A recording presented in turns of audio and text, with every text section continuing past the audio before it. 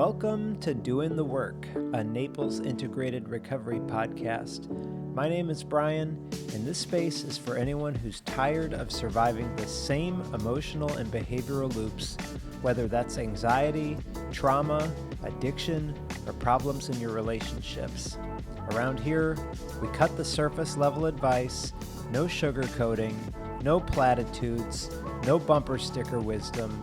We focus on clarity, responsibility, emotional discipline, and the courage to look at yourself honestly so that you can stop repeating the same old patterns and start living with intention instead of reaction. Let's get into it. Hello, listeners. Thanks for tuning in. Today is going to be a Brian working it out in real time episode. I do a lot of anger management related stuff with clients. I actually really enjoy anger management because I think for years I had so much unresolved anger and didn't know how to handle it appropriately. And unfortunately, a lot of anger management curriculums for people that are court mandated, it's some sort of a manualized, like, how angry are you? 1 to 10. What are the signs that you're angry? What can you do instead? Can you take a few breaths? And that's like a really good, helpful, elementary, if you are actively getting arrested because you are acting out when you are angry, that's a great starting point. Now, you've heard me talk about like my internal prosecutorial part that can come online and ongoing anger-related work. But a big part of anger work is what is this protecting, or what needs to happen? So I'm going to talk about, especially today, what happens when anger has already served its purpose. You've already done what needed to be done, but the anger is still lingering. And some peer recovery programs may tell you that, you need to just, resentment's going to kill you, or it's the number one offender, or it's better left for people who are, can handle it, or something like that. The AA literature says something like, oh, it's better left for people who can actually deal with anger, because we alcoholics don't know how to deal with our anger. So I'm going to teach you how to deal with your anger, because that is like such a cop-out. If you just do a spiritual bypass to everything, then probably you're stuffing anger, and then you're going to be angry and then angry at yourself that you're angry because your sponsor told you that you shouldn't be angry, and that is not going to heal anything. So I want to talk about anger specifically today, and what happens when anger still exists and it's still hanging around after you've already done everything that you could do. And I'm talking about it because I'm currently in the middle of it. So this is not something that I processed 6 months ago, and it's not a big deal for me anymore. Because that's another intervention that I'll use frequently with clients is I'm like, just pause. Hold on, man. I want you to just think about 6 months from now, how do you want to look back on this? Do you want to have gotten yourself arrested, or do you want to have said that thing to your partner that felt good in the moment, but then an hour after you had settled down that you were like, I should not have said that, and now the damage is done, and you can make amends, you can apologize, you could do all that shit, but the damage is done. So a lot of my work came from how do I stop myself from my mouth writing checks that I don't want to have to cash later, because I got sick of having to go back and make things right and make repair because I didn't know how to handle my own anger.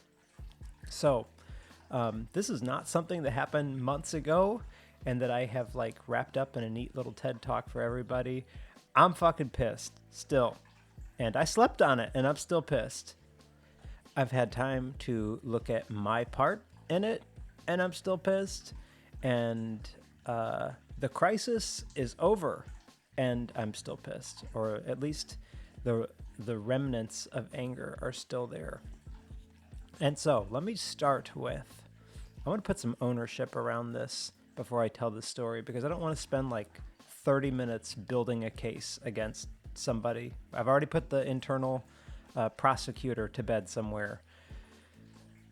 There were some things in this that were handled very poorly, and there are some things that I believe somebody absolutely should have done differently, and that I also could have done differently. So everybody involved had their own reactions and limitations and assumptions and history and emotion.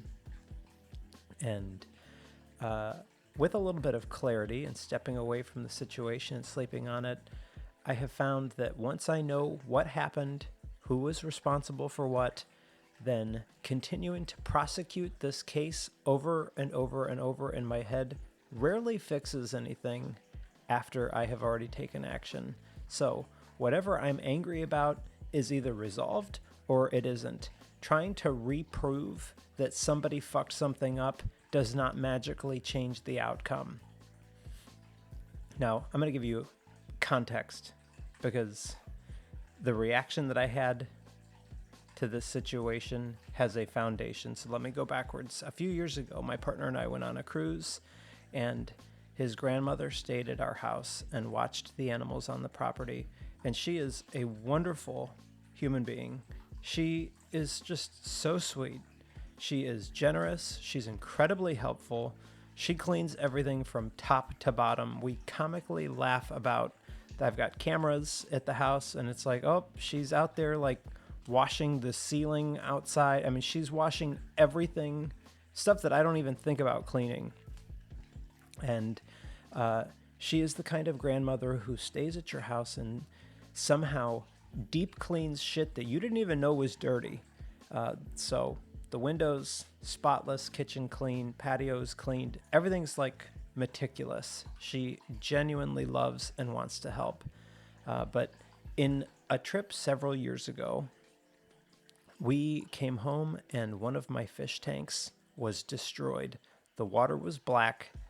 There was a dead pleco, which was like a really large fish. It was probably like 10 inches or something. I mean, it was a big fish. And the chemistry had completely crashed in this tank because of this rotting dead fish in there. And whatever biological stability had existed in the tank was gone. Fixing it took well over a week. If you have ever owned an aquarium with substrate that's like sand at the bottom and plants, this is not something that is as easy as, well, just pour it into a bucket and then, clean it out and put it back. It takes time to balance all of that for fish. So in the past, with this tank disaster, I had to take any of the surviving fish out, put them into large containers of water, drain everything, pull out all the substrate, the sand, clean all of that with the hose, take everything outside, scrape, just top to bottom, hours and hours and hours, threw away every plant that was inside there. It takes hours, maybe even like a half day. If you have ever maintained a planted aquarium, this is a whole fucking project. And when it looks good, it's incredible. You can buy cheap crap like plastic trees and stuff to throw in a tank, but it's very different when you've got, real plants in there. So anyway, this is my history, right? And after living that, I was like, if anything ever happens with the aquariums again in the future, please just call me. Don't leave it. Don't pretend that something didn't exist. Just somebody needs to know right away so that it can be fixed. Send me a picture, FaceTime. Tell me that the water looks strange. Something. There's like a dead fucking fish in there. But anyway, and I will tell you what to do from there, or get somebody out there that knows what they are doing. I just don't want to come home again and discover that something has been visibly deteriorating for days and nobody told me about what happened. So fast forward, I just got back from Alaska last night, and by the time that I got home, we had been traveling for 15 hours, okay? Up at 5 a.m., and I got home at 8 something p.m. So just think, airport, I mean, people, everybody's first day alive at the airport. Like, I'm just peopled out. I'm frustrated from sitting in uncomfortable airline seats, all that stuff, all the exhaustion that comes from a long trip.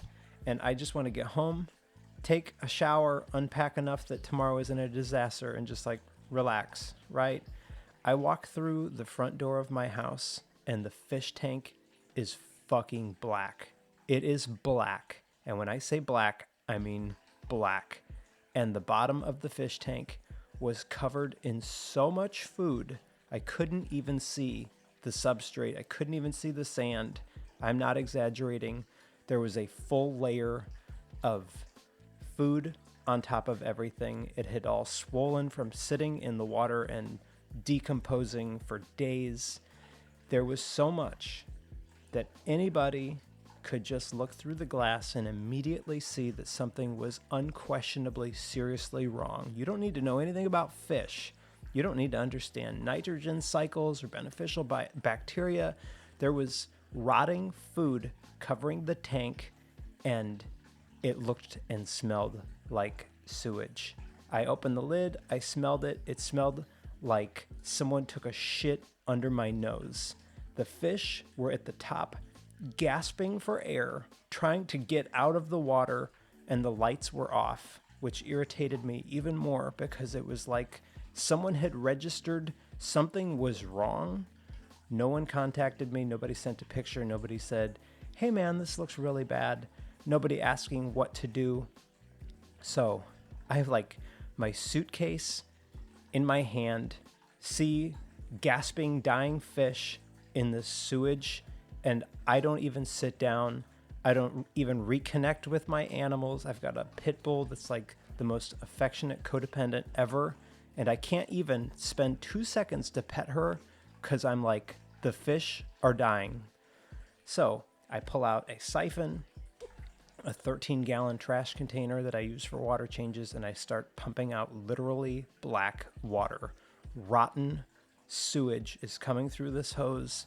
Algae and debris are everywhere.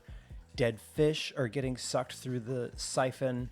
I drain a huge amount, refill the tank, drain it again, refill it again. I ended up purging 2 aquariums. So I've got one that's 55 gallons and one that's 30 gallons. Both about 3 times, just enough to try to even dilute whatever the fuck these poor fish had been surviving in, just so that they can try to get through the night. And so I test the water. The nitrite and nitrate readings are off the charts. The fish are gasping at the surface. That already told me everything I needed to know. Their environment that they had lived in had collapsed. And now I'm standing there exhausted after 15 hours of travel, surrounded by water, aquarium shit, trying to decide what can be salvaged, whether the fish are even going to survive overnight. And this, friends, is where anger is really important. It's very useful. Anger metabolized me because my body was exhausted, and the anger gave me enough energy when I saw that something that I cared about, even if you're hearing this and you're like, bro, really, a fish? Like, you have no idea how much effort and time it takes me to maintain these aquariums. I clean them every week. Like, I know they're just fish, but like, these are like my wet children, right? I mean, I not only have I spent hundreds for the fish and for the plants and everything else, but like, I've cared about them and fed them and all of that stuff. So I get it. It's just fish, right? But something I cared about was in danger, and my system was like, we are handling this right fucking now. Anger can do that. It can make something incredibly clear very quickly. Something is wrong. Something matters. Something needs protection. Something needs to change right this fucking second. Something has to be done. Now, a couple weeks before this, we adopted a kitten. She's adorable. She's super friendly and affectionate. And my partner, has been so excited to see that cat for the whole week. We've got cameras inside the house so that he can maintain, and like, he would talk to this cat through the camera, and it would come to the camera like looking for him. And she's like the most affectionate cat you have ever seen. So now I get home, I'm siphoning black sewage water, and the most adorable kitten ever is bouncing around my feet while I'm agitated. I've got the front door open because I'm running a hose through the house, and his other cats, are of course fascinated by any place that they're not supposed to go.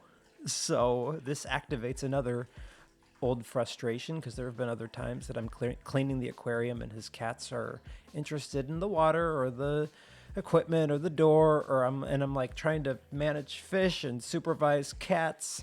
You don't want a cat to escape and go outside, and then now I'm looking for a cat. So like, this anger has layers, right? I'm angry about the fish tanks, I'm angry about what happened before, and I'm angry because I wanted to be contacted if there was an issue. I'm angry that nobody contacted me. I'm exhausted. I'm watching my fish suffer. I've got water and algae and fucking rotten sewage everywhere. Cats by an open door. Kitten making a figure eight around my feet. And I'm also anticipating a conversation with my partner that I know I don't have the capacity to have yet. And when he came into the room, probably to help, I said, I'm upset. I'm not ready to talk about it. And I also tell him, I cannot hear you defend anything about this situation right now. So here's some ownership coming from me, is that he hadn't even said anything or defended anything. I was responding partly to history, because in the past, when frustrations involving his grandmother has come up, he's talked about her age or limited education or things that she might not understand. And I knew that standing in front of a sewage tank of dying fish is the worst possible time for me to hear any of that. And at some point, after like water change number 2 or something like that, I attempted to give him a hug. I mean, I was furious. I didn't even want a hug, but a part of me was trying to maintain this, like, I'm angry and I'm still on your team. And he rejected that because he was upset too. And then I got fucking angrier. So I'm thinking, I don't even want a hug. I'm trying to do this emotionally healthy thing while I'm fucking boiling inside, and now I'm getting rejected. So now add on that additional layer. So as I'm cleaning the larger aquarium, this 55-gallon one, he comes out and then says the exact thing that I said I could not hear yet. He says, look around at everything that she's done. She's cleaned the windows, she's cleaned the kitchen, she's cleaned the bathrooms, she cleaned the patios. Look at everything that she did. And my internal reaction was, I don't give a fuck how clean the microwave is while I am siphoning dead animals and rotten food out of black water. And I understood what he was trying to do, because he loves her and he's trying to protect the whole person from being reduced to this one clearly observable terrible failure. And I was also trying to protect the seriousness of what was happening from being minimized.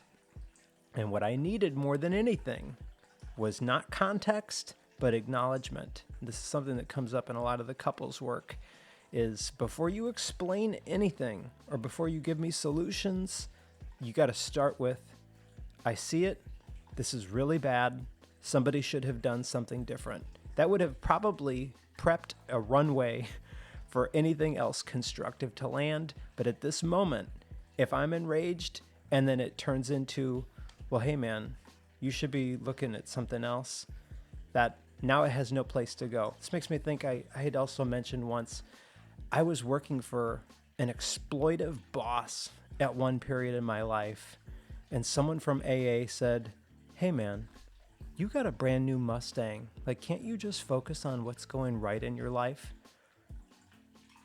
This this kind of stuff. So this is why I write this kind of stuff, because like it's important for people to know what not to do in a situation like this. So eventually, 3 hours later, the tanks are in survival mode. 3 hours of cleaning. And they're still dirty. It's cloudy. All the plants have been cut down to like just barely at the roots. They're just in survival mode. It's not even fixed. It's not clean. It was just what could have happened overnight. So I knew the practical lesson, right? She should not ever be responsible for maintaining fish again, and that the next time I travel, I need to have some sort of a verification system in place, like send me daily pictures or, I don't know, pre-measured food, maybe even somebody else who verifies or checks fish, whatever it takes. So at this point, anger had done its job. It mobilized me. It made me, even though I was tired, it made me act. I identified the boundary, showed me what needed to happen, what needed to change. I went to bed, woke up this morning, and I'm still angry. So that's where this gets interesting. So next day, the practical problem was largely handled, but my brain is still prosecuting the case. So my internal prosecutor woke me up at 4 a.m. today with, how did nobody see this? How did nobody smell this? How did someone think that this was okay? Why were the lights turned off? How long were the fish gasping at the top of the tank like this, suffering?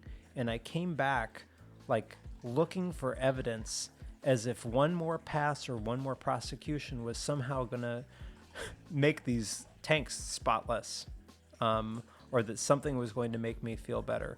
And that was when I had to start asking myself the same question I would probably ask a client sitting across from me in therapy. What does your anger believe still needs to happen? So I tried to answer that. Does something need to be fixed? Yeah, the tanks still need work, but I know what to do there. I mean, you can't, it's not going to be fixed overnight. I'm going to have to keep an eye on it, add chemicals, maybe more water changes. I don't even know. We'll figure that out. Does a boundary need to be set? Yep, check. She's not doing fish again. Got that. Do I need to have a conversation with my partner? Probably, once we're both settled. Do I need somebody punished? Of course not. I mean, I feel a certain way.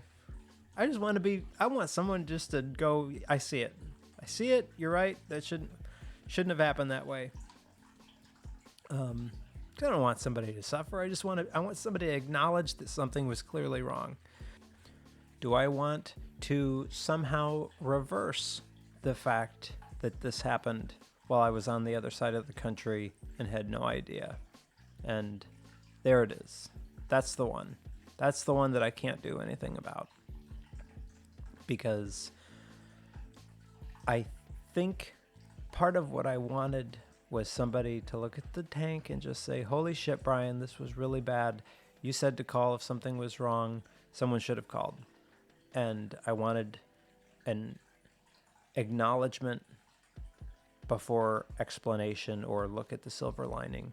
I wanted somebody to understand why this was landing so hard inside of me without asking me to appreciate how clean other things were or to consider somebody's limits. So context absolutely has value. Timing matters. But if somebody is standing in the middle of wreckage, acknowledgement usually needs to come first. Hey, I see that you're angry. I hear that you're upset. Before an explanation, I see it, I get it, it makes sense. That has to be the starting point. And sometimes you never even get that. And that's where this gets harder than simply teaching somebody to communicate better, because there are situations where the other person will never understand the impact. They will never apologize in the way that you hope. They continue believing their explanation should be enough. Maybe your ex never understands what that betrayal did to you. Maybe your parent never acknowledges what your childhood was actually like. Maybe somebody who fucked your life so hard just goes on with their life completely convinced that they never did anything wrong. Eventually, your healing cannot remain dependent on a defendant entering a guilty plea. Because if you do that, you are probably inviting a lot of suffering, because I think that often we do not get the justice or the acknowledgement that we are looking for. And if your healing is contingent on that, then you may be unhappy for a long time.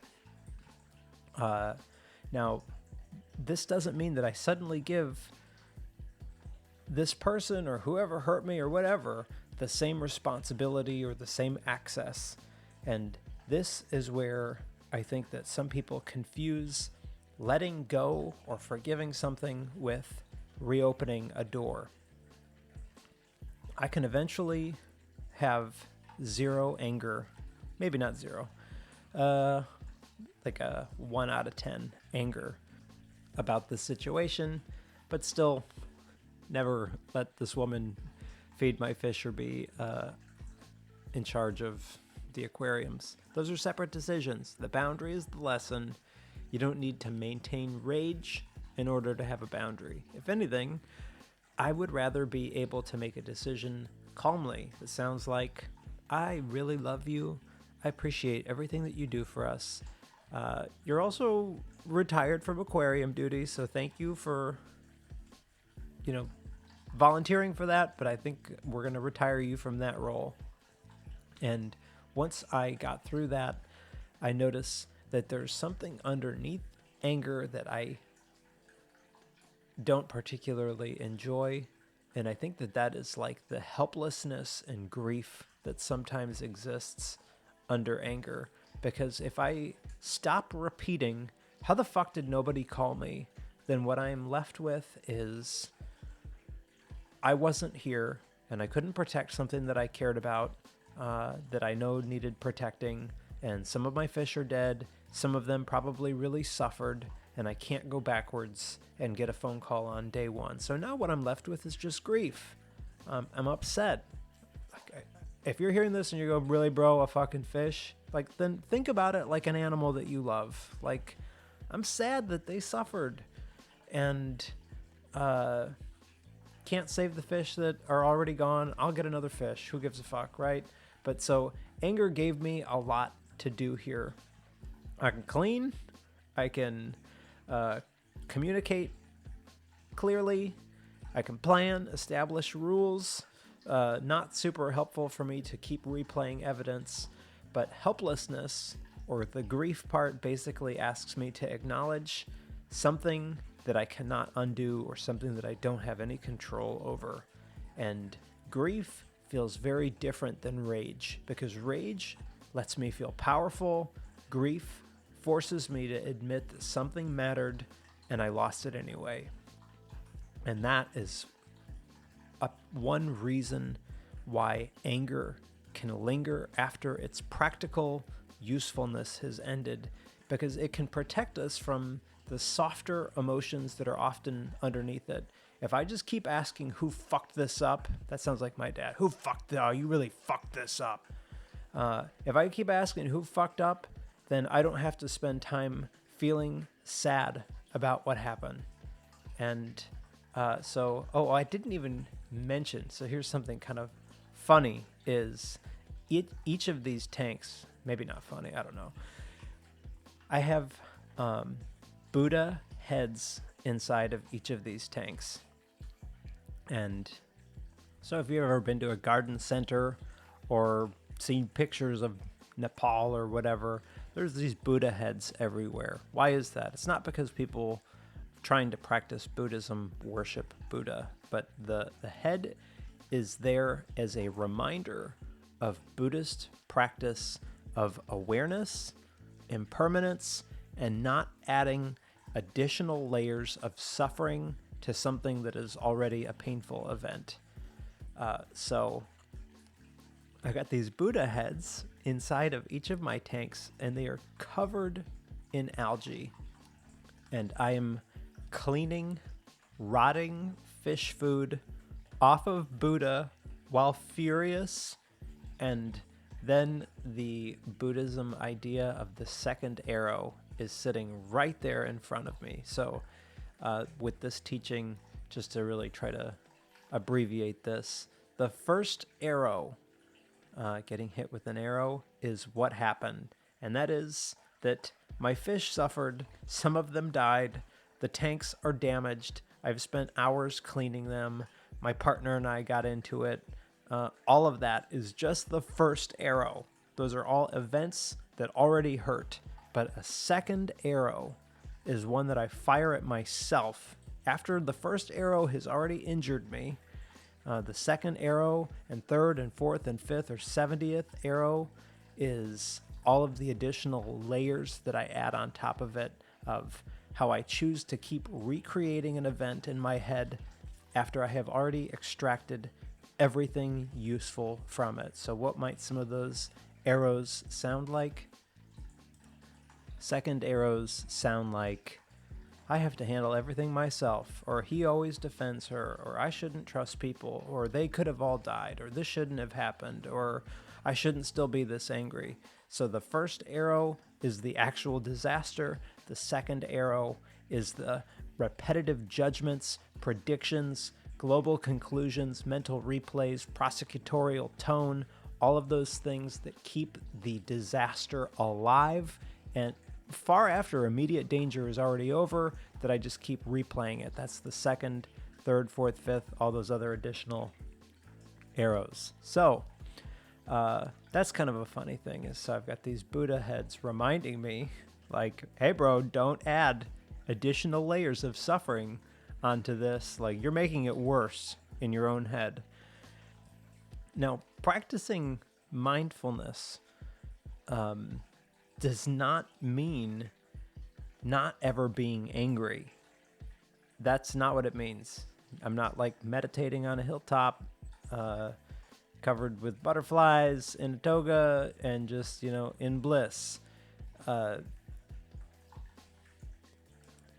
Noticing that anger is present is an important step in this, because trying to just force myself to not be angry, or spiritual bypass to anger, like, well, that resentment's going to kill you, or maybe you just need a sick man's prayer, or some of the peer-related interventions that you might hear that are not clinical or are not stoic or not Buddhism practice. Like, premature forgiveness in a situation as a bypass is not going to be helpful. So the goal is not to force yourself to not be angry.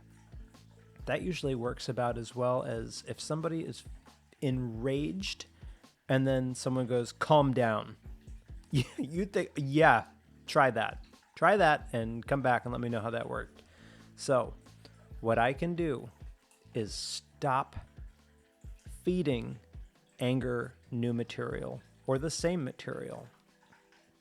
So now that the boundary has been set, that the action has happened, and that I've metabolized it the best that it can be, when the thought comes back, how did nobody call me?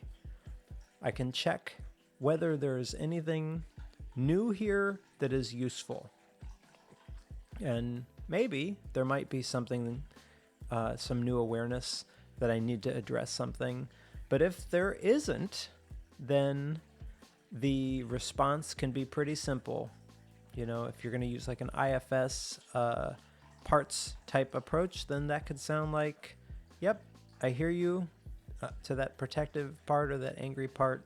We handled it. Boundaries set. There is nothing new to solve in this exact moment. Thanks for being there. Good thing. Thanks for keeping me awake after that 15 hours of travel. I was tired, but you did a great job waking me up and getting me activated and ready to clean sewer water. Good.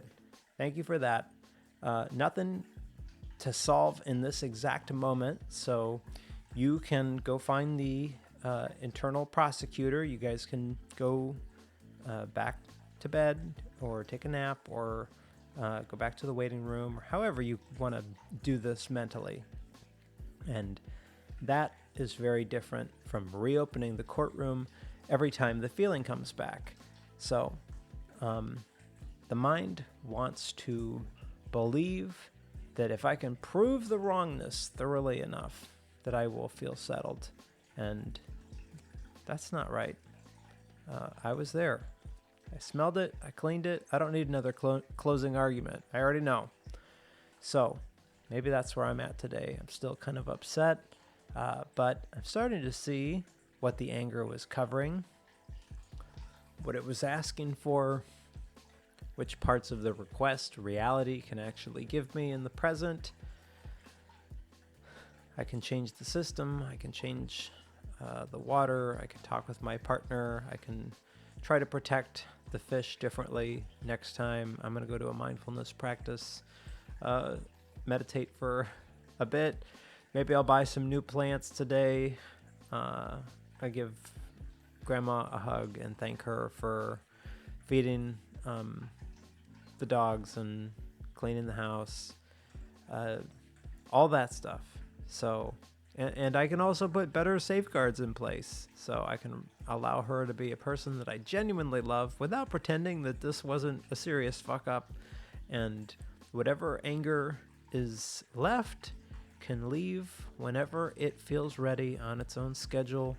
No need to evict it, just to acknowledge it and not give it another assignment. And that seems like a pretty good place to end it. That's doing the work with anger after the anger has already done its job and it's still lingering around like a guest that isn't quite ready yet. So thanks for listening. Thanks for spending the time with me. If you found this episode helpful, please share it with somebody who may need to hear it. Be kind to yourself.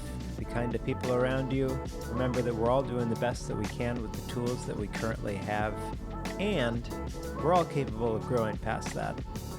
If you'd like to reach out or connect, send me an email, brian@naplesintegratedrecovery.com. I hope to hear from you there. In the meantime, thanks again for listening. I'll see you on the next one.